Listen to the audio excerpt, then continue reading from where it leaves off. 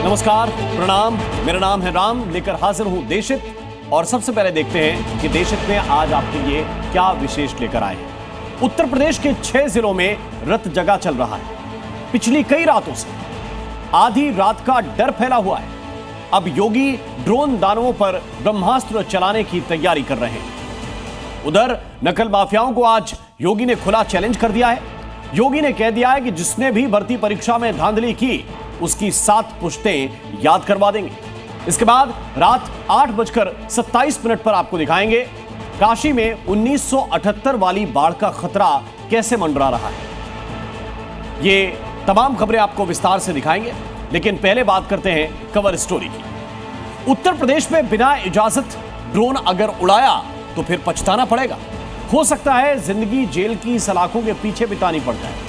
जी हां, पश्चिमी उत्तर प्रदेश के 6 जिलों में ड्रोन उड़ाकर लोगों को दहशत में डालने और माहौल खराब करने की घटनाओं से सीएम योगी का पारा चढ़ गया है। उन्होंने ऐलान कर दिया है कि ऐसी घटनाओं को अंजाम देने वालों के खिलाफ गैंगस्टर एक्ट और एनएसए के तहत कठोर कार्रवाई की जाएगी। सीएम योगी ने सूबे में ड्रोन मॉनिटरिंग सिस्टम को और ज्यादा प्रभावी बनाने के आदेश भी जारी कर दिए हैं।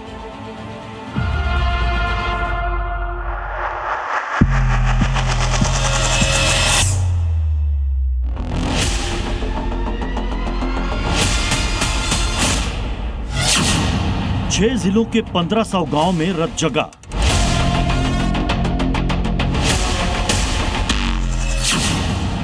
योगी ने ड्रोन पर खींच दी लक्ष्मण रेखा। उत्तर प्रदेश में बिना इजाजत ड्रोन उड़ाओगे तो बहुत पछताओगे। ड्रोन पर खींची गई सीएम योगी की लक्ष्मण रेखा लांघोगे तो फिर नपोगे। जी हां, उत्तर प्रदेश में ड्रोन उड़ाने को लेकर सीएम योगी ने गाइडलाइंस तय कर दी है। अब उत्तर प्रदेश में बिना इजाजत ड्रोन उड़ाना पूरी तरह प्रतिबंधित कर दिया गया। ड्रोन का दुरुपयोग करने या डर फैलाने पर गैंगस्टर एक्ट के तहत कार्रवाई होगी। जरूरत पड़ने पर राष्ट्रीय सुरक्षा कानून यानी एनएसए के तहत भी कार्रवाई की जाएगी। हाल ही के दिनों में कई एक जगहों पर ऐसी घटना देखने को मिली, चाहे वो अमरोहा हो, मुरादाबाद हो, गाजियाबाद हो, मेरठ हो। इन जगहों पर अवैध रूप से ड्रोन को उड़ाया गया था और उसको लेकर के लोगों में काफ़ी ज़्यादा दहशत का माहौल बन गया था। और इसको लेकर के ही उत्तर प्रदेश सरकार ने कहा है कि यदि आपके पास अनुमति नहीं है और बिना अनुमति का आप ड्रोन उड़ाते हैं तो आपके ऊपर सख्त से सख्त कार्रवाई होगी। एनएसए भी आपके ऊपर लगाया सकता है। इसके साथ ही सीएम योगी ने निर्देश दिए हैं कि हर जिले में ड्रोन गतिविधियों की समीक्षा की जाए। ड्रोन मॉनिटरिंग सिस्टम को और अधिक प्रभावी बनाने के आदेश दिए गए हैं। हमारी संवेदना किसी माफिया, किसी अपराधी के प्रति कतई नहीं है। जीरो टॉलरेंस के साथ सरकार कार्य करेगी और अपराधियों और माफियाओं से सख्ती से निपटने का काम भी करेगी। सवाल यह कि आखिर ड्रोन को लेकर गैंगस्टर एक्ट और एनएसए वाला हंटर चलाने की जरूरत क्यों पड़ी? इसके पीछे है ड्रोन का खौफ। सूबे के 6 जिलों में 1500 गांव के लोग पिछले 1 महीने से रत जगा करने को मजबूर हैं। पश्चिमी उत्तर प्रदेश के बिजनौर, अमरोहा, संभल, मुजफ्फरनगर, बरेली और रामपुर जिले में ड्रोन चोरों का खौफ लोगों के सिर चढ़कर बोल रहा है। इन जिलों में रात के अंधेरे में हाथों में लाठी डंडा लेकर पहरेदारी हो रही है। लोगों की रातें छतों पर जागते हुए कट रही हैं। गली गली जागते रहो का शोर गूंज रहा है। इसके पीछे वजह है ड्रोन चोरों के गिरोह की अफवाह। अफवाह है कि 15 लोगों का गैंग पहले ड्रोन से घरों की रेकी करता है और फिर चोरी करता है। नौबत यहां तक पहुंच गई कि चोरी के शक में जो भी लोगों के हत्थे चढ़ रहा है वो पिट रहा है। बरेली की युवती को ही देख लीजिए। रात के अंधेरे में भीड़ ने चोर समझकर पकड़ लिया और खंबे से बांधकर बुरी तरह पिटाई कर दी। मुजफ्फरनगर में भी लोग आसमान में लगातार दिख रहे ड्रोन के खौफ में जी रहे थे। आए दिन आसमान में लाल और हरी लाइटों से चमकती चीज देख लोग दहशत में थे। योगी फोर्स ने जांच शुरू की तो शोएब और साकिब नाम के 2 युवक पुलिस के हत्थे चढ़े। खुलासा हुआ कि दोनों कबूतरों के पैरों में लाल और हरी लाइट बांधकर लोगों को डराने के लिए अंधेरे में उन्हें उड़ाया करते थे। बुलंदशहर, बरेली और रामपुर में योगी फोर्स ने ड्रोन के जरिए दहशत फैलाने और लोगों को परेशान करने वाली घटनाओं का खुलासा किया। ड्रोन्स बरामद किए और उन्हें उड़ाने वालों पर भी शिकंजा कसा। मेरठ पुलिस भी ड्रोन से जुड़े मामलों को लेकर लगातार सख्ती बरत रही है। सोशल मीडिया पर ड्रोन से जुड़ी अफवाह फैलाने और डर पैदा करने वाले 28 पोस्ट को चिन्हित किया गया है। इनमें से 16 मामलों में अलग अलग थानों में मुकदमे दर्ज किए गए हैं। ड्रोन के जरिए लोगों को डराने और दहशत फैलाने वाले 10 लोगों को गिरफ्तार भी किया गया है। पुलिस के मुताबिक कुछ युवक फर्जी वीडियो और रील बनाकर माहौल खराब कर रहे थे। सीएम योगी ने कहा है कि तकनीक का दुरुपयोग करने वालों से सख्ती से निपटा जाएगा और कानून व्यवस्था से किसी प्रकार का खिलवाड़ बर्दाश्त नहीं किया जाएगा। कानून को कोई हाथ में लेने का दुस्साहस न करे, और अगर कोई कानून को हाथ में लेने का दुस्साहस करेगा तो उसको कानून की गिरफ्त में आना ही होगा। कानून उनसे सख्ती से निपटने का काम भी करेगा। सीएम योगी का मैसेज लाउड एंड क्लियर है। तकनीक का इस्तेमाल लोगों की और समाज की बेहतरी के लिए होना चाहिए। माहौल खराब करने, लोगों को डराने और कानून व्यवस्था को चुनौती देने के लिए इसका इस्तेमाल होगा तो ऐसा करने वालों को अंजाम भुगतना होगा। ब्यूरो रिपोर्ट, जी मीडिया। और मथुरा के संत प्रेमानंद महाराज अपने प्रवचन और सनातनी परंपरा के प्रचार की वजह से सनातनियों के काफी प्रिय हैं। लेकिन लिव इन रिलेशनशिप कल्चर पर प्रेमानंद महाराज की एक टिप्पणी से पश्चिमी सभ्यता के समर्थक नाराज हो गए, संत की आलोचना करने लगे। इतना ही नहीं, सोशल मीडिया के जरिए एक शख्स ने सिर तन से जुदा करने की धमकी तक दे डाली। प्रेमानंद महाराज को सिर तन से जुदा की धमकी। प्रेमानंद महाराज की जान कौन लेना चाहता है? धर्म और आध्यात्म की नगरी मथुरा में सिर तन से जुदा करने की धमकी दी गई। धमकी देने वाला सतना में बैठा है। जिसे धमकी दी गई वो सनातनी परंपरा के गूढ़ ज्ञानी है। आखिर ये धमकी क्यों दी गई आपको बताएंगे, लेकिन पहले बात इस धमकीबाज की सोच की कर लेते हैं। आप इस धमकीबाज की भाषा देखिए, शब्दों में छिपी कट्टरता देखिए और देखिए इस सनातन विरोधी की मंशा। कथित महिला सशक्तिकरण के पक्ष में लिखी गई ये पोस्ट उस सोच से प्रभावित है जिस सोच ने उदयपुर के कन्हैया लाल की जान ले ली थी। वही सोच अब राधा रानी और कान्हा का नाम जपने वाले प्रेमानंद महाराज के खून की प्यासी बन गई है। दरअसल प्रेमानंद महाराज ने एक श्रद्धालु के सवाल का जवाब देते हुए समाज में तेजी से फैल रही लिव इन रिलेशनशिप जैसी कुप्रथा पर कुठाराघात किया था। आज बच्चे बच्चियां कैसी पोशाकें पहने हैं, कैसे आचरण कर रहे हैं। एक लड़के से ब्रेकअप, दूसरे से व्यवहार, फिर दूसरे से ब्रेकअप, फिर तीसरे से व्यवहार, और व्यवहार व्यभिचार में परिवर्तित हो रहा है। कैसे शुद्ध होगा? मान लो हमें 4 होटल के भोजन खाने की जबान में आदत पड़ गई है तो घर की रसोई का भोजन अच्छा नहीं लगेगा। प्रेमानंद जी महाराज का ये बयान कुछ लोगों को रास नहीं आया, जिसके बाद वो सोशल मीडिया के जरिए एक संत को जान से मारने की धमकी देने लगे। सदियों से सनातनी परंपरा का रक्षक संत समाज ही रहा है। प्रेमानंद महाराज भी सनातन की परंपरा और उसे दूषित करने वालों के बारे में ही बोल रहे थे, लेकिन उनकी पूरी बात समझे बिना धमकीबाज जान लेने पर उतारू हो गए। प्रेमानंद महाराज ने सिर्फ महिला ही नहीं, उन पुरुषों का भी जिक्र किया जो पश्चिमी सभ्यता से प्रभावित हैं। 4 लड़कियों से व्यभिचार करता है तो वो अपनी पत्नी से संतुष्ट नहीं रहेगा, उसे 4 से व्यभिचार करना पड़ेगा, क्योंकि उसने आदत बना ली है। हमारी आदतें खराब हो रही, हमारे बच्चों की आदत। तो ये सब जो मोबाइल चल गया है, ये जो गंदी बातें चल गई हैं, अब आजकल बहू मिलना और या पति मिलना बड़ा मुश्किल है। प्रेमानंद महाराज ने स्त्री और पुरुष दोनों की बात की, लेकिन कथित नारी सशक्तिकरण का ठेकेदार महिला अपमान का लबादा ओढ़कर अपनी खूनी सोच को सही बताने लगा। प्रेमानंद जैसे संत को धमकाने का मुद्दा अब तूल पकड़ता जा रहा है। ब्रिज क्षेत्र के संत ऐसे धमकीबाजों को कड़ी चेतावनी दे रहे हैं। उस व्यक्ति को चेतावनी देते हैं, तू गला काटने की बात करता है, तू बाबा को छूकर ही दिखा दे। जब तक हम जीवित हैं तब तक बाबा की तरफ कोई आंख उठा के नहीं देख सकता। साधुओं को धमकी देना ये तो बिल्कुल अगर पूछा जाए तो आप विधर्मी हैं और आप किसी और दूसरे मार्ग से जुड़े हैं, वरना इतना तो कोई सोचता भी नहीं है। हमारे साधु हमारे हित के लिए ही गृह त्याग करके साधन भजन में लगे हैं। तो मैं ये कहना चाहता हूँ कि समाज को साधु का सम्मान ना करे कोई बात नहीं, लेकिन अपमान करने का अधिकार नहीं है। प्रेमानंद महाराज को जान से मारने की धमकी देने वाला शख्स सतना का रहने वाला है, जिसके खिलाफ हिंदू संगठनों का गुस्सा भड़का हुआ है और लगातार आरोपी के खिलाफ एक्शन की मांग हो रही है। प्रेमानंद महाराज जी हमारे व्रत के रसिक संत हैं और बहुत ही अच्छे संत हैं। दुनिया को जो है का ज्ञान दे रहे हैं, वो अच्छे मार्ग पर ला रहे हैं पब्लिक को। उनके बारे में जो धमकी दी है ये गलत है, अन्याय है, कानूनन उनको सजा मिलनी चाहिए। मैं मध्य प्रदेश सरकार से निवेदन करता हूं कि जल्द से जल्द ऐसे व्यक्ति को गिरफ्तार कर इसे कठोर से कठोर कार्रवाई की जाए। ऐसे संत के बारे में ऐसा सोचना भी घोर अपराध है। ये लोग धमकी दे रहे सनातन के विरोधी है और ऐसा इनको नहीं करना चाहिए। बिल्कुल प्रेमानंद महाराज हों या साध्वी ऋतंभरा, इनके बयान नारी के अपमान के लिए नहीं बल्कि सनातन की रक्षा के लिए हैं। बस इनके बयान को समझने का नजरिया अलग अलग है। ब्यूरो रिपोर्ट, जी मीडिया। और क्या एनसीपी शरद पवार गुट के नेता जितेंद्र आव्हाड सनातन विरोधी ब्रिगेड के पोस्टर बॉय बनना चाहते हैं?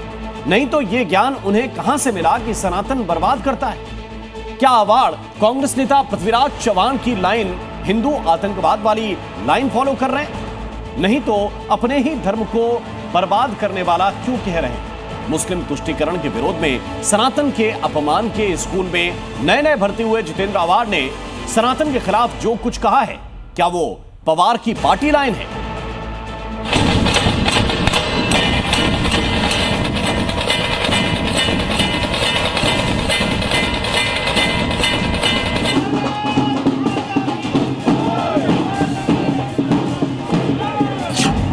भगवा आतंक की थ्योरी मालेगांव बम धमाके पर फैसले से जमींदोज होने लगी तो सनातन विरोध वाली ब्रिगेड बिलबिलाने लगी है।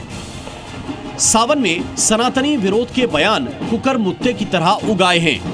सनातन धर्म ने ही इससे ही इस देश में धर्म द्वेष बढ़ा, इससे ही नीच ऊंच की राजनीति जो खेल था वो शुरू हुआ। भगवा कहना तो गलत है। अगर आपको किसी धर्म का नाम लेने तो हिंदू टेरर कहिए, हिंदू फंडामेंटलिस्ट टेरर कहिए, सनातनी टेरर कहिए, लेकिन भगवा न कहिए। मुस्लिम तुष्टीकरण का सुरमा इन नेताओं की आंखों में ऐसा उतरा है कि देख ही नहीं पा रहे। मालेगांव ब्लास्ट केस में बरी लेफ्टिनेंट कर्नल श्रीकांत पुरोहित के स्वागत की शानदार तस्वीरें। समझ ही नहीं पा रहे प्रज्ञा सिंह ठाकुर के गले में फूलों के हार का मतलब। समझ ही नहीं पा रहे सनातन के अजर अमर सत्य को। एनसीपी शरद पवार गुट के नेता जितेंद्र आव्हाड की सियासी शुरुआत भी कांग्रेस की उसी नर्सरी से हुई है जहां सनातन के अपमान का बीज बोया गया। जितेंद्र आव्हाड उसी बीज की सबसे नई पौध दिख रहे हैं जिनके लिए सनातन कोई धर्म नहीं। सनातन धर्म ने ही उन्होंने जो लिख के रखा है, उन्होंने जो इस देश में फैला है, उससे ही ये देश में वर्ण व्यवस्था बढ़ी, इससे ही इस देश में धर्म द्वेष बढ़ा, इससे ही नीच ऊंच की राजनीति जो खेल था वो शुरू हुआ। शिवाजी महाराज का राज्याभिषेक किसने इनकार किया? वो सनातनी ही थे। शंभू राजे, छत्रपति संभाजी राजे को सबसे बदनाम किसने किया? सनातनी थे। महात्मा फुले को मारने की कोशिश किसने की? सनातनी थे। सावित्रीबाई फुले को गोबर किसने मारा? सनातनी थे। डॉक्टर अंबेडकर के जैसे बुद्धिमान आदमी को कॉलेज में जाने से किसने रोका? पानी पीने से किसने रोका था? वो सनातनी ही थे। ये संयोग नहीं प्रयोग है। जिस भगवा आतंक की थ्योरी सत्ता में रहते कांग्रेस पार्टी ने गढ़ी, उसे सबसे ज्यादा महाराष्ट्र के नेताओं ने ही खाद पानी दिया। पूर्व गृह मंत्री सुशील कुमार शिंदे, पूर्व मुख्यमंत्री पृथ्वीराज चव्हाण और अब जितेंद्र आव्हाड। 2008 में मालेगांव बम धमाके के वक्त केंद्र में यूपीए की सत्ता थी, महाराष्ट्र में कांग्रेस की। दिल्ली से लेकर मुंबई तक एक ही स्क्रिप्ट पढ़ी जा रही थी। केंद्र में गृह मंत्री कांग्रेस नेता शिवराज पाटिल थे, महाराष्ट्र के गृह मंत्री शरद पवार की पार्टी एनसीपी के नेता आर पाटिल थे। मालेगांव ब्लास्ट के बाद जो सूचनाएं सामने आईं, उस वक्त केंद्र सरकार में कृषि मंत्री शरद पवार ने जो कहा था, उनकी पार्टी के जितेंद्र आव्हाड उसी को आगे बढ़ाते दिख रहे हैं। तब शरद पवार ने कहा था कि पुलिस आतंकी घटनाओं में सिर्फ सिमी जैसे मुस्लिम संगठनों की जांच करती है, बजरंग दल जैसे हिंदू संगठनों की नहीं। यदि आतंक के लिए मुस्लिमों को निशाने पर लिया जा सकता है तो सनातन, प्रभात और बजरंग दल जैसे हिंदू संगठनों के विरुद्ध कोई कार्रवाई क्यों नहीं होती? शरद पवार उसी पुलिस को कोस रहे थे जो उनके सरकार के अधीन थी। कारण क्लियर था, मुस्लिम वोट बैंक पर पवार की नजर, और इसके लिए सनातन पर चोट यूपीए का हथियार बन गया। असल में ये एक चक्रव्यूह था, हिंदुत्ववादी संगठनों को कुचलने का, हिंदुत्व विचारधारा के बड़े नेताओं को कटघरे में खड़ा करने का। मालेगांव ब्लास्ट केस में बरी प्रज्ञा सिंह ठाकुर ने आज जो कहा है, उसे बहुत गौर से सुनने की जरूरत है। मुझसे बहुत बड़े बड़े लोगों के नाम जबरदस्ती बोलने के लिए कहा उन्होंने, मैंने वो नाम नहीं बोले, उनके अनुसार मैंने काम नहीं किया, इसलिए उन्होंने मुझे प्रताड़ित किया। और उन नामों में विशेष तौर पर माननीय भागवत जी का नाम, राम माधव जी का नाम, हमारे माननीय मोदी जी का नाम, योगी जी का नाम, माननीय इंद्रेश जी का नाम है, उन लोगों के नाम लेने के लिए कहा कि उन्होंने कहा और हमने ऐसा किया, ये बोलो। प्रज्ञा सिंह ठाकुर ही नहीं, मालेगांव ब्लास्ट केस में आरोपी अभिनव भारत संगठन के अध्यक्ष मिलिंद राव जोशी, महाराष्ट्र एटीएस के पूर्व अफसर महबूब मुजावर भी गवाही दे रहे हैं उस षड्यंत्र की जिसके टारगेट पर थे प्रधानमंत्री नरेंद्र मोदी, राष्ट्रीय स्वयंसेवक संघ के प्रमुख मोहन भागवत, यूपी के मुख्यमंत्री योगी आदित्यनाथ और आरएसएस के नेता इंद्रेश कुमार। लेकिन भगवा आतंकवाद की थ्योरी भर भराकर गिर पड़ी। छटपटाहट, बौखलाहट स्वाभाविक थे और फिर महाराष्ट्र से ही गूंजने लगी सनातन के खिलाफ विरोध की नई परिभाषा। भगवा की जगह हिंदू शब्द इजाद किया गया। भगवा कहना तो गलत है। अगर आपको किसी धर्म का नाम लेने तो हिंदू टेरर कहिए, हिंदू फंडामेंटलिस्ट टेरर कहिए, सनातनी टेरर कहिए, लेकिन भगवा न कहिए। इस्लामिक आतंकवाद के समानांतर भगवा आतंक का व्याकरण गढ़ने की जरूरत सियासत से उपजी। सत्ता का सुख भोग रहे सत्ताधीशों के ज़हन में हिंदुत्व विचारधारा के फलने फूलने का डर समाता गया और वहां तक पहुंच गया कि राष्ट्र की पहचान, राष्ट्र की सांस, राष्ट्र के रक्त सनातन का ही विरोध करने मैदान में उतर गए। और ये काम बहुत सुनियोजित ढंग से अब भी जारी है। जमुई के एक मास्टर साहब शिक्षक अब्दुल मोइन ने हिंदू धर्म के देवी देवताओं पर स्कूल के क्लासरूम में बच्चों के बीच आपत्तिजनक बातें कही हैं। सर, एक तो नए सर आए हैं जो मुसलमान हैं, जो मेरे देवी देवता के बारे में सब चीज बता रहे थे। ये बता रहे थे कि तुम्हारा दुर्गा माँ क्या है, कुछ नहीं है, उनका टेढ़ा बेढ़ा हाथ होता है। तुम्हारा मतलब ये क्या होता है, सूंड निकल गया तो वो गणेश जी हो गए। प्रभाव ये पड़ा सर कि वो हमारे सनातन के खिलाफ बोल रहा है। सर, अब्दुल मोइन की विचारधारा समझी जा सकती है, लेकिन जितेंद्र आव्हाड, पृथ्वीराज चव्हाण, जो सियासत अपने ही धर्म सनातन को अपमान तक ले जाए, वैसी सियासत को चिमटे से भी छूना ठीक नहीं है। ब्यूरो रिपोर्ट, जी मीडिया। पहले पूर्व गृह मंत्री पी चिदंबरम ने पहलगाम हमले में पाकिस्तान का हाथ होने पर संदेह जताया और अब कांग्रेस के दूसरे नेता और विवादित बयानों के वीर मणिशंकर अय्यर ने आतंकी हमले में पाकिस्तान का हाथ होने का सबूत मांगा है। संसद में ऑपरेशन सिंदूर पर 32 घंटे की नॉन स्टॉप बहस हो चुकी है। सरकार की ओर से विपक्ष को चुन चुनकर सवालों का जवाब दिया जा चुका है, लेकिन कांग्रेस बहस के पहले जहां खड़ी थी, बहस के बाद भी वहीं खड़ी थी। कांग्रेस को पहलगाम आतंकी हमले में पाकिस्तान के हाथ होने का सबूत चाहिए। हम ही इकलौता है जो अपने छाती को पीटते हुए कहते हैं कि हाय हाय पाकिस्तान है जिम्मेवार। सर्जिकल स्ट्राइक पर सबूत मांगा, एयर स्ट्राइक पर सबूत मांगा।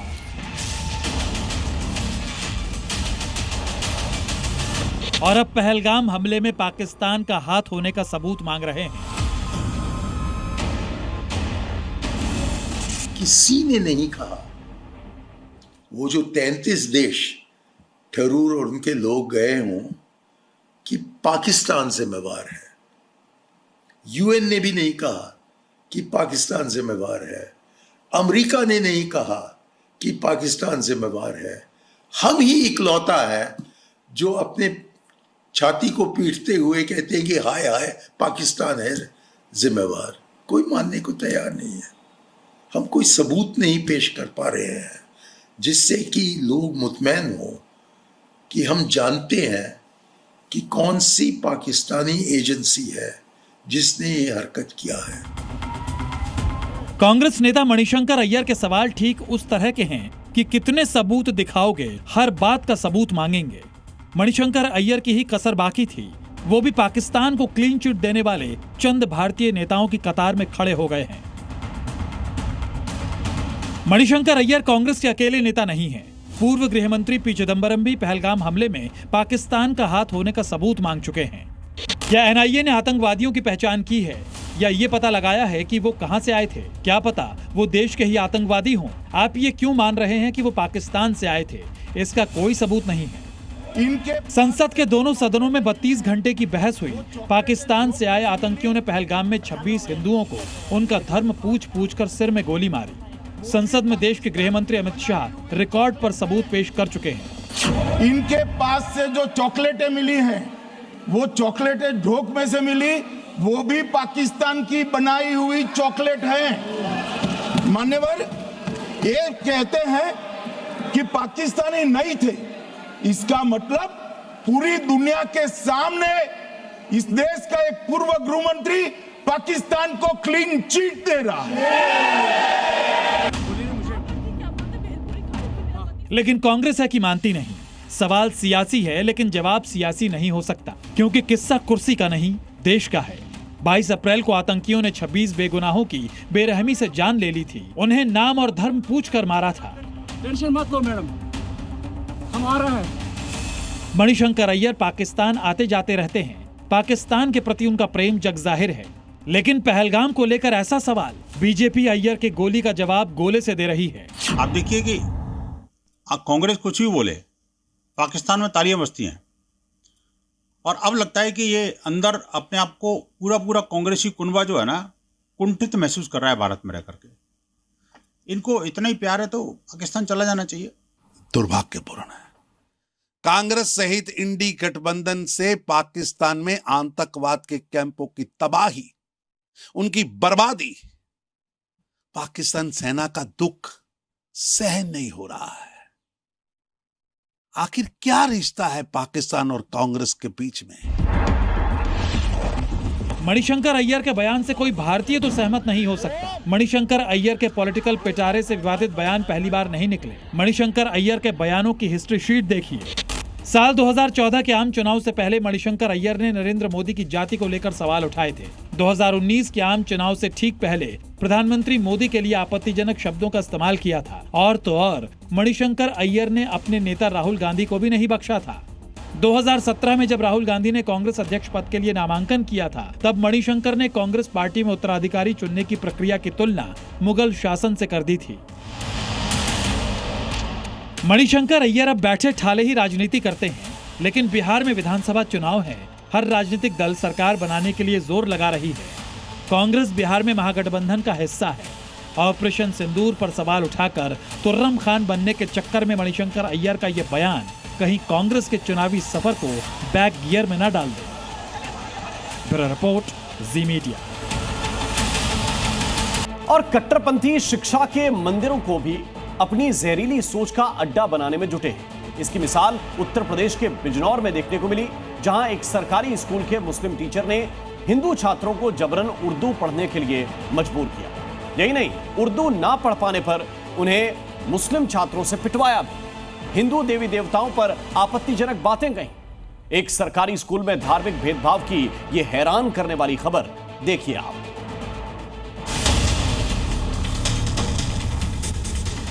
हिंदू बच्चों से मुस्लिम बच्चों से पिटवाया जाता है, जिससे उर्दू नहीं पढ़ा जाता।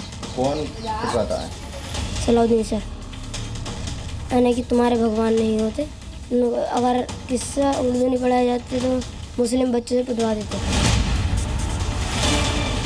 ये हैं वो मोहम्मद सलाहुद्दीन, जिनका जिक्र अभी आपने इन बच्चों के मुंह से सुना। सरकारी कंपोजिट स्कूल में जनाब प्रिंसिपल हैं। जिम्मेदारी है बच्चों का मुस्तकबिल संवारने की, लेकिन ये कर क्या रहे हैं उसका अंदाजा आपको इन्हीं के स्कूल में पढ़ने वाले बच्चों की बातें सुनकर लग गया होगा। आरोप है कि मोहम्मद सलाहुद्दीन हिंदू बच्चों को जबरन उर्दू पढ़ने के लिए मजबूर करते हैं। उर्दू न पढ़ पाने पर हिंदू छात्रों को मुस्लिम छात्रों से पिटवाते हैं। यही नहीं, हिंदू छात्रों से उनके धर्म और देवी देवताओं को लेकर आपत्तिजनक बातें कहते हैं। हिंदू और मुस्लिम बच्चों में धार्मिक रूप से भेदभाव करते हैं। यह आरोप आप स्कूल में पढ़ने वाले इस बच्चे के मुंह से ही सुन लीजिए। उर्दू पढ़वा में। अच्छा, हम मार पिटाई करा में बच्चों। कौन पढ़वाते हैं उर्दू? सलाउद्दीन सर। अच्छा, ये मारपीट जो हुई है वो किसके साथ हुई है? मारा जो है, पिटा है, किसने पिटा है? आपको ही पिटा था? किसने पिटा है? बालकों ने। उर्दू पढ़ने से मना करते थे, क्या आपको पिटवाया जाता था?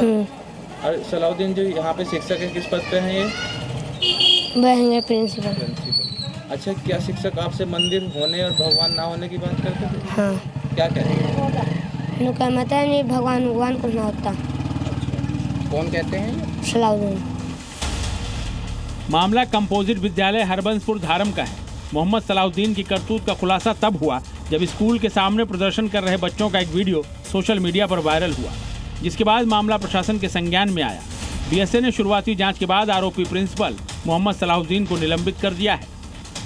इस कारण हमने वहां के अध्यापक को निलंबित कर दिया है। क्या नाम है अध्यापक का? श्री सलाउद्दीन। क्या अच्छा और कोई कार्रवाई भी होगी? जी और भी जांच हम कर रहे हैं और जो भी तथ्य सामने आएंगे उनके अनुसार कार्रवाई की जाएगी। अच्छा, शिक्षा के मंदिर में धार्मिक शिक्षा देना कितना सही या गलत है, आप बताएं। बिल्कुल नहीं, जो हमारे विभागीय दिशा निर्देश हैं उनके अनुसार ही शिक्षकों को विद्यालय में शिक्षण कार्य करना चाहिए। एक शिक्षक का काम स्कूल में सभी बच्चों को समान रूप से तालीम देना है, न कि किसी खास समुदाय के हित में पक्षपात करना। कोई खास भाषा न बोल पाने पर एक छात्र को दूसरे धर्म विशेष के छात्र से पिटवाना तो और भी गंभीर अपराध है। मोहम्मद सलाउद्दीन की इस हरकत से लोगों में खासा आक्रोश है। आरोपी टीचर को फिलहाल तो निलंबित कर दिया गया है, लेकिन छात्रों के परिजन स्कूल में एक शिक्षक की तरफ से किए जा रहे इस तरह के भेदभाव वाले बर्ताव से हैरान है। ब्यूरो रिपोर्ट, जी मीडिया। और एक समय था जब उत्तर प्रदेश में नौकरियों के लिए होने वाली परीक्षाओं का पेपर लीक हो जाता था, लेकिन जब से योगी सरकार पेपर लीक और भर्ती में गड़बड़ी करने वालों के खिलाफ कड़ा कानून लेकर आई है, नकल माफिया और भर्ती माफियाओं पर लगाम लग गई। अब एक बार फिर योगी आदित्यनाथ ने चेतावनी दी है कि जिसने भी भर्ती प्रक्रिया में सेंधमारी की उसकी 7 पीढ़ियां भुगतेंगी।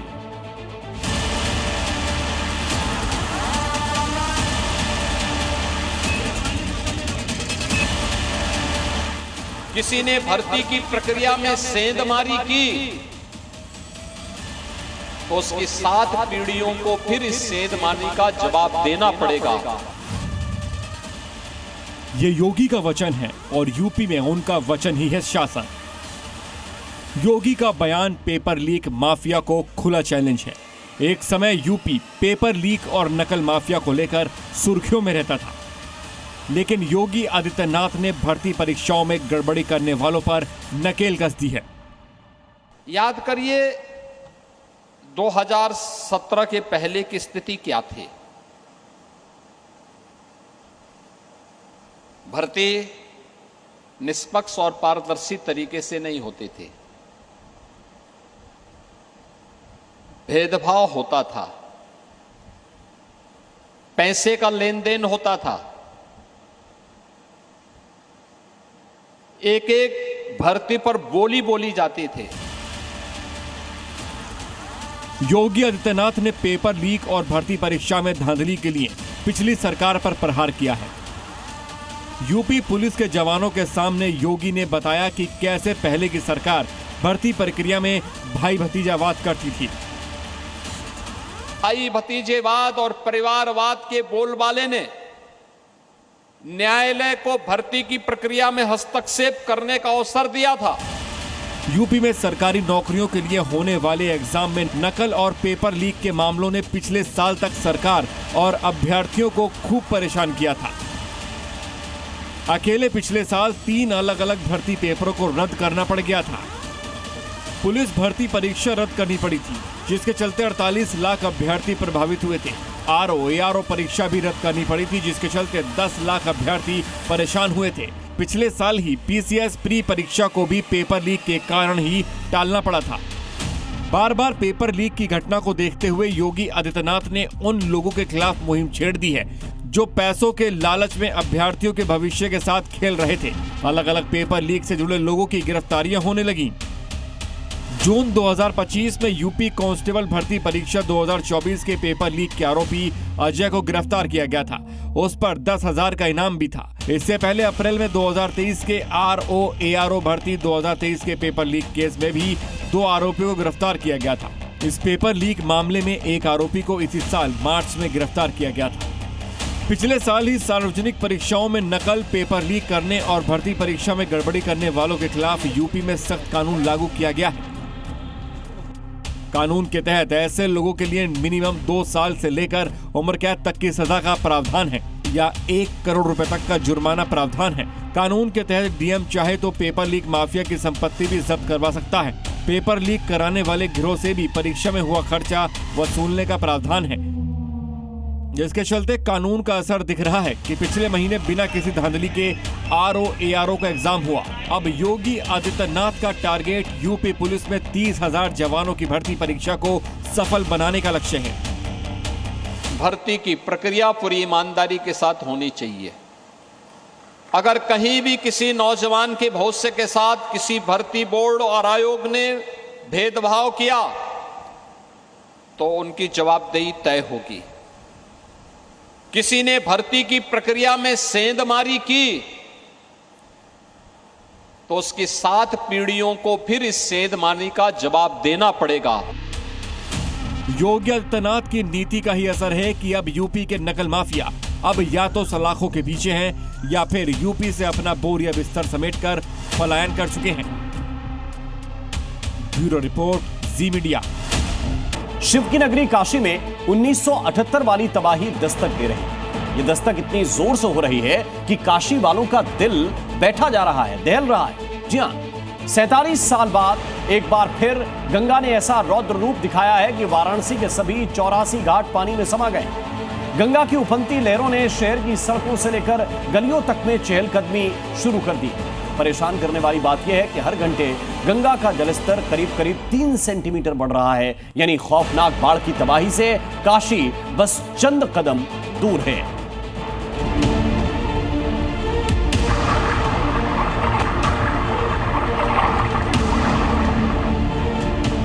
ये गंगा का रौद्र अवतार है। शिव की नगरी काशी में मोक्षदायिनी अब डरा रही है। खतरे के निशान को पार कर शहर के सभी 84 घाटों को डुबोते हुए उफनाती लहरों ने सड़कों और गलियों का रुख कर लिया है। न आरती के घाट बचे हैं, न ही शमशान घाट। घाट किनारे सैकड़ों छोटे बड़े मंदिर गंगा में पूरी तरह डूब चुके हैं। ड्रोन से ली गई ये तस्वीर देखिए, पूरी काशी को गंगा ने घेर लिया है।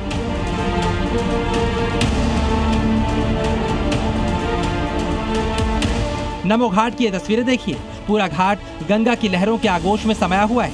यहाँ बना नमस्ते के आकार का सबसे बड़ा शिल्प भी आधा पानी में डूबा हुआ है। घाट की सीढ़ियाँ और आसपास का पूरा इलाका जलमग्न हो चुका है। अब ये 2 तस्वीरें एक साथ देखिए। पहली तस्वीर उस वक्त की है जब गंगा नमो घाट से दूर बह रही थी। दूसरी तस्वीर अभी की है जब गंगा ने पूरे नमो घाट पर कब्जा कर लिया है। दोनों तस्वीरें देखकर आपको हालात का अंदाजा लग रहा होगा। दशाश्वमेध घाट का भी ऐसा ही हाल है। घाट की सारी सीढ़ियां गंगा में समा चुकी हैं। पूरे घाट पर गंगा विराजमान है। घाट से होता हुआ ये पानी शहर तक पहुंचा है। दशाश्वमेध घाट किनारे बनी जल पुलिस की चौकी पूरी तरह से पानी में समा चुकी है। इस घाट पर होने वाली मशहूर गंगा आरती छत पर हो रही है क्योंकि घाट पानी में समा चुका है। दशाश्वमेध घाट की ये 2 तस्वीरें देखिए। पहली तस्वीर गंगा में उफान आने से पहले की है, जबकि दूसरी तस्वीर गंगा में आए उफान के बाद की है। अंदाजा लगाइए गंगा किस कदर उफान पर है। वाराणसी में हालात ऐसे बन गए हैं कि जिन सड़कों पर कभी गाड़ियां चलती थी वहां अब नावें चलनी शुरू हो गई हैं। फिलहाल 3 सेंटीमीटर प्रति घंटे की रफ्तार से गंगा बढ़ रही है। गंगा के खतरनाक अवतार से अब शहरी इलाके के लोग भी डरने लगे हैं।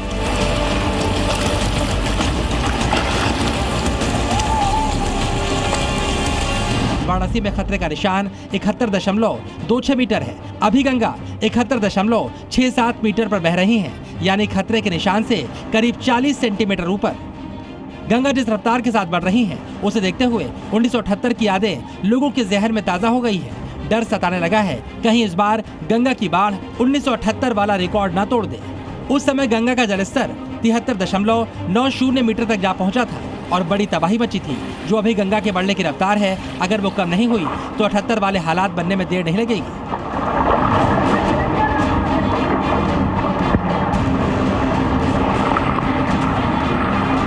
दो तस्वीरों के जरिए काशी के मशहूर 80 घाट के हालात भी समझिए। एक तस्वीर गंगा में बाढ़ से पहले की है, जबकि दूसरी बाढ़ आने के बाद की है। 80 घाट को आगोश में लेकर गंगा का पानी यहां से होता हुआ शहर का रुख कर चुका है। गलियों में गंगा अटखेरिया करती दिखाई दे रही है और लोगों के दिलों की धड़कन बढ़ रही है। इस वक्त हम 80 घाट पर मौजूद हैं और आप देखिए कि घुटने भर पानी पूरा सड़क पर लग गया है। ये वो इलाका है जहां से लोग 80 घाट की तरफ जाते थे, मगर अब जो है सड़कों पर गंगा टहल रही है, गलियों में गंगा आ चुकी है। गंगा का विकराल रूप अब से 4 साल बाद ये देखने को मिला है, क्योंकि इससे पहले जो जलस्तर था वो चेतावनी बिंदु से नीचे था, लेकिन अब जो है खतरे के निशान यानी 71 मीटर को भी पार कर चुका है। गंगा इस वक्त बनारस में 71.6 मीटर की ऊंचाई पर बह रही है और कहा जा रहा है कि इस बार सन 1978 वाली रिकॉर्ड टूट सकती है। पानी के तेज बहाव की वजह से गंगा में नाव चलने पर रोक लगा दी गई है।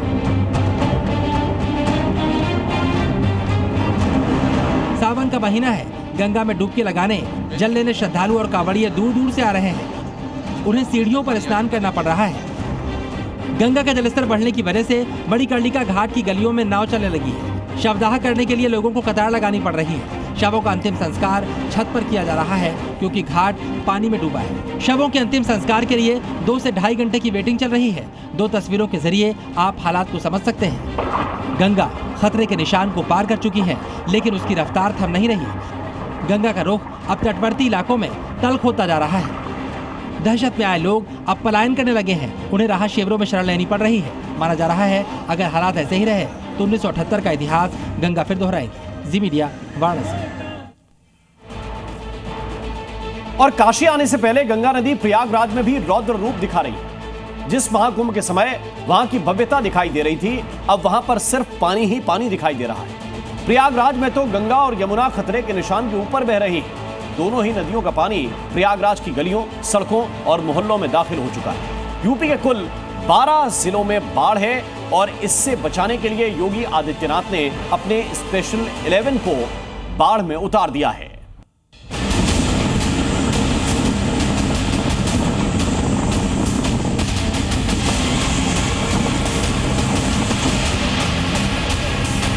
मकान के भीतर पानी प्रवेश कर चुका है। पहली मंजिल लोगों ने छोड़ करके दूसरी मंजिल पर अपना जो ठिकाना है वो बना लिया है।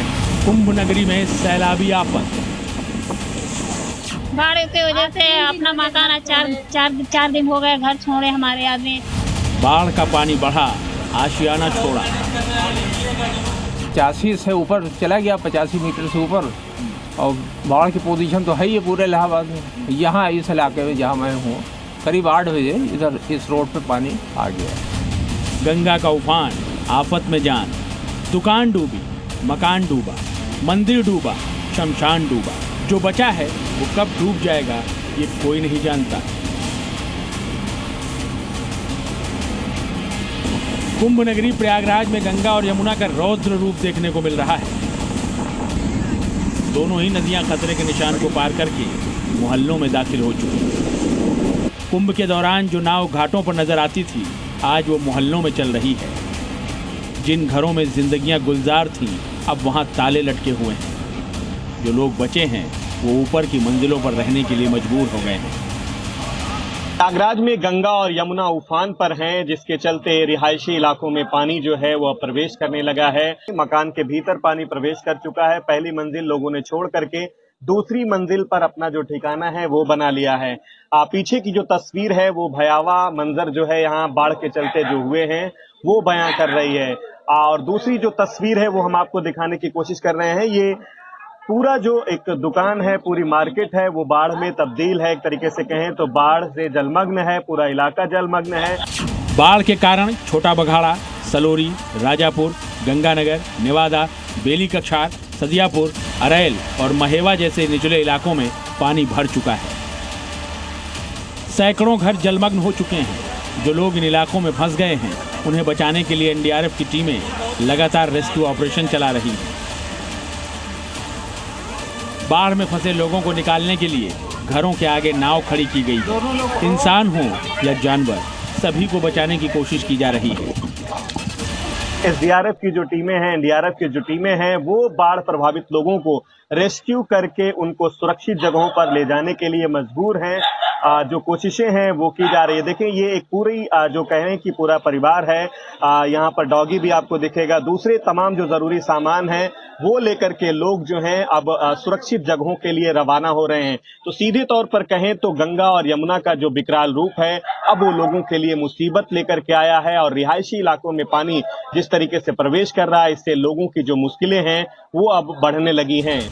लगातार हो रही बारिश की वजह से कल ही गंगा और यमुना खतरे के निशान को पार कर गई थी। फाफामऊ में गंगा का जलस्तर 84.76 मीटर, छतनाग में 84.13 मीटर और नैनी में यमुना का जलस्तर 84.78 मीटर दर्ज किया गया। तेजी से बढ़ता जलस्तर प्रशासन को डरा रहा है। गंगा नदी जहां 4 सेंटीमीटर प्रति घंटे की रफ्तार से बढ़ रही है, वहीं यमुना का जलस्तर भी 5 सेंटीमीटर प्रति घंटे की रफ्तार से ऊपर चढ़ता जा रहा है।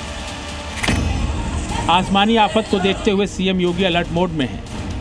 उन्होंने बाढ़ प्रभावित जनता को राहत पहुंचाने के लिए टीम 11 का गठन किया है। 12 बाढ़ प्रभावित जिलों के लिए 11 प्रभारी मंत्रियों की तैनाती की गई है। प्रयागराज की जिम्मेदारी नंद गोपाल गुप्ता, जालौन की जिम्मेदारी स्वतंत्र देव सिंह और संजय गंगवार को, औरैया को भी स्वतंत्र देव सिंह और प्रतिभा शुक्ला देखेंगी।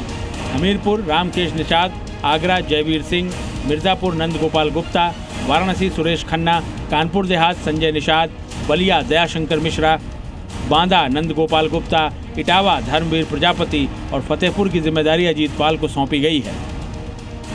इसके अलावा प्रशासनिक अधिकारियों को 24 घंटे ग्राउंड पर मौजूद रहने का आदेश दिया गया है। संगम नगरी में गंगा और यमुना में आई बाढ़ के चलते पलायन का दौर जारी है। अभी तक करीब 1173 परिवारों के 5135 लोग अपना घर छोड़कर दूसरी जगहों पर जा चुके हैं। घर सब खाली कर दिए, परसों खाली कर दिए थे। क्यों ये हालात क्यों बने? बाढ़ की वजह से? बाढ़ की वजह से अपना मकान चार दिन हो गए घर छोड़े। बाढ़ से बहुत दिक्कतें हैं, सुविधाएं अभी कोई यहाँ पर पहुँची नहीं है। खाने पीने के सामान की दिक्कत है, दूध वगैरह की बहुत दिक्कत है। प्रयागराज ही नहीं, वाराणसी, कानपुर देहात, चंदौली, हमीरपुर, चित्रकूट और कौशाम्बी में भी बाढ़ का कहर जारी है। फिलहाल लगातार हो रही बारिश से राहत मिलती नजर नहीं आ रही है और यही वजह है कि प्रशासन जल्द से जल्द निचले इलाकों को खाली कराने की कोशिश में जुटा है। मोहम्मद गुफरान, जी मीडिया, प्रयागराज। तो एक तरफ मौसम का कहर, दूसरी ओर नदियों का रौद्र रूप। इंसान पहले ही इन दो मुसीबतों को झेल रहा है, सामना कर रहा है। नदियां तट लांघकर रिहायशी इलाकों की तरफ बढ़ रही हैं, तो इन नदियों के साथ साथ एक जानलेवा खतरा रेंगता हुआ इंसानी बस्ती का रुख कर रहा है। दरअसल बाढ़ के साथ मगरमच्छों की भी बाढ़ आ गई और इंसानी बस्ती के बीच छोटे बड़े मगरमच्छ घूमते दिखाई दे रहे हैं।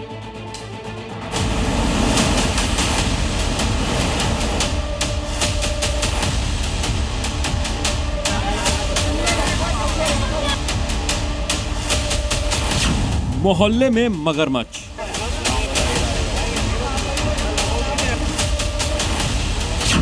सड़क पर मगरमच्छ,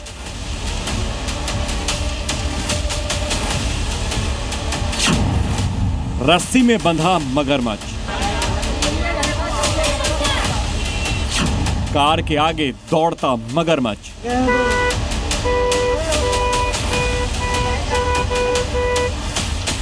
बाढ़ और बारिश ने इंसानों को पहले ही परेशान कर रखा था, लेकिन अब उफनती नदियों से निकली ये आफत बड़ी मुसीबत बनती जा रही है।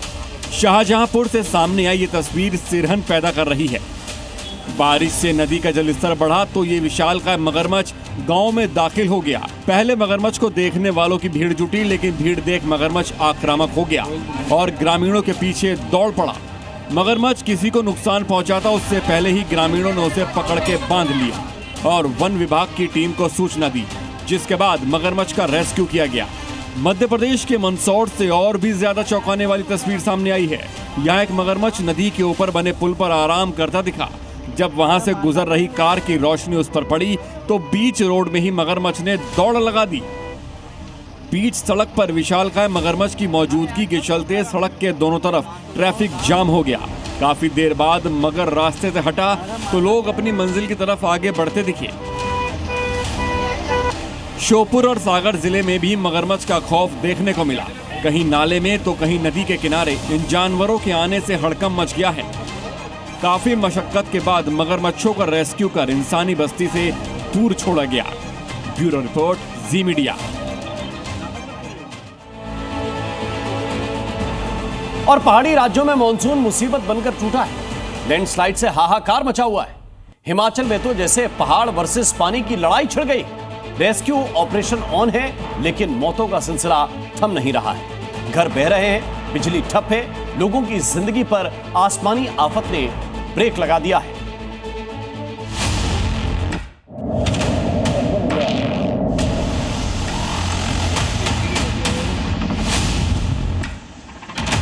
मैदान लबालब हैं, नदियां किनारे तोड़कर गांव शहर में घुस गई हैं, पहाड़ दरक रहे हैं, आसमान से आफत बरस रही है। हिमाचल के ज्यादातर इलाकों में बादलों का कहर लगातार जारी है। लगातार बारिश की वजह से प्रशासन ने येलो अलर्ट जारी किया है। अब तक की बारिश में लाखों लोगों का जनजीवन अस्त व्यस्त हो चुका है।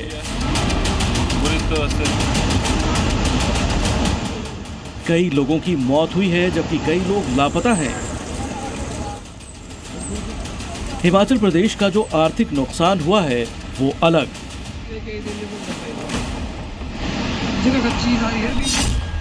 दो नेशनल हाईवे समेत 305 सड़कें बंद हैं, 284 बिजली ट्रांसफार्मर ठप और 210 पानी की परियोजनाएं भी प्रभावित हुई हैं। अब तक 1692 करोड़ का नुकसान और 179 लोगों की मौत हो चुकी है, जबकि 36 लोग अभी भी लापता हैं। चंबा में बारिश की वजह से जनजीवन अस्त व्यस्त हो गया। बिजली, पानी और यातायात व्यवस्था पूरी तरह से प्रभावित है, जिसको ठीक करने में काफी वक्त लगेगा, क्योंकि अकेले चंबा में ही लैंडस्लाइड से 102 सड़कें प्रभावित हुई हैं, 250 बिजली ट्रांसफार्मर खराब हुए हैं, 45 पेयजल योजनाएं क्षतिग्रस्त होने से ग्रामीण क्षेत्रों की पेयजल आपूर्ति ठप है। चंबा जिले के सभी क्षेत्रों में हो रही है। उसके कारण अभी करंटली हमारी लगभग 102 सड़कें जो हैं उस पर आवाजाही बाधित है। उसी के साथ 250 के लगभग हमारे DTR हैं जो कि अफेक्ट हुए हैं और 45 के आसपास वाटर सप्लाई स्कीम से जो कि अफेक्टेड है। मंडी और हमीरपुर समेत कई जिलों में लगातार बारिश हो रही है। मंडी सबसे ज्यादा प्रभावित इलाकों में से एक है। सुप्रीम कोर्ट ने भी हिमाचल के अस्तित्व को लेकर चिंता जाहिर की है और इस मामले पर जवाब मांगा है। हिमाचल के राज्यपाल भी मंडी के आपदा प्रभावित इलाकों में पहुंचे, पीड़ितों से मुलाकात की और हर संभव मदद का भरोसा दिया। कोई अगर आवश्यकता होती है तो ये जैसे हमको बताएंगे, हम राजभवन से उसको भेजने का, या जो कमेंट सुप्रीम कोर्ट ने किया है वो बहुत बड़ा कमेंट है कि भाई हिमाचल में अगर हम लोग सुव्यवस्थित नहीं रहे तो कहीं हिमाचल के अस्तित्व ही न मिट जाए। ये बहुत बड़ी बात सुप्रीम कोर्ट ने कह दिया है। हम सब लोगों को भी इस पर विचार करने की आवश्यकता है। हिमाचल के अस्तित्व को लेकर सरकार चिंता में है। निर्माण और कुदरत का प्रहार हिमाचल और वहां रहने वाले लोगों के लिए भारी पड़ रहा है। कुदरत का कहर सिर्फ हिमाचल में ही नहीं बल्कि उत्तराखंड पर भी बरस रहा है। चमोली से आई ये तस्वीर देखिए, जहां विष्णुगढ़ पीपल कोटी हाइड्रो पावर प्रोजेक्ट की डैम साइट पर काम चल रहा था, तभी ऊपर से पहाड़ का बड़ा हिस्सा टूटकर गिरने लगा, जिससे मौके पर भगदड़ मच गई। पत्थरों की चपेट में आने से कई लोग जख्मी हुए हैं। 8 लोगों का अस्पताल में इलाज चल रहा है। गंभीर रूप से घायल एक व्यक्ति को मेडिकल कॉलेज श्रीनगर रेफर किया गया। राजधानी देहरादून में हल्की मध्यम बारिश का सिलसिला लगातार चल रहा है। मौसम विभाग ने कई जगहों पर हल्की बारिश की आशंका जताई है। ऊंचाई वाले इलाकों में कई स्थानों पर भारी बारिश भी हो सकती है। पहाड़ों पर लगातार बारिश से लैंडस्लाइड, हादसे और आम लोगों का जीवन पूरी तरह अस्त व्यस्त हुआ है। पश्चिम बंगाल के सेतीझोरा में भी भूस्खलन हुआ। असल में भारी बारिश की वजह से NH10 पर कई जगहों पर भूस्खलन हुआ है, लेकिन मुख्य और सबसे बड़ा हिस्सा सेतीझोरा में था, जहां सड़क का कुछ हिस्सा बह गया, जिसकी वजह से सिलीगुड़ी और सिक्किम मार्ग बंद कर दिया गया है। ब्यूरो रिपोर्ट, जी मीडिया। और इस वक्त एक बड़ी खबर मिल रही है। बीजेपी नेता और महाराष्ट्र सरकार में मंत्री नीतीश राणे ने एनसीपी नेता जितेंद्र आव्हाड पर बड़ा बयान दिया है। राणे ने कहा कि आव्हाड की विधानसभा जिहादियों का अड्डा है। आव्हाड की विधानसभा क्षेत्र कट्टरपंथियों का केंद्र है और इसलिए आव्हाड कट्टरपंथियों को खुश करने के लिए सनातन विरोधी बयान दे रहे हैं।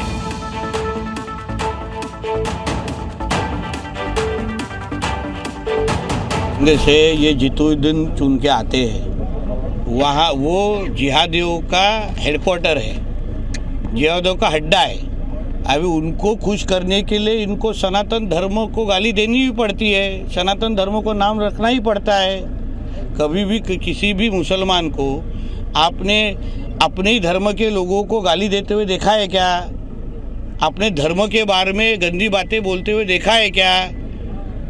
फिर जिस धर्म से ये जितुद्दीन आते हैं, जो हिंदू है, उस धर्म के बारे में बोलने की हिम्मत ये क्यों करते हैं?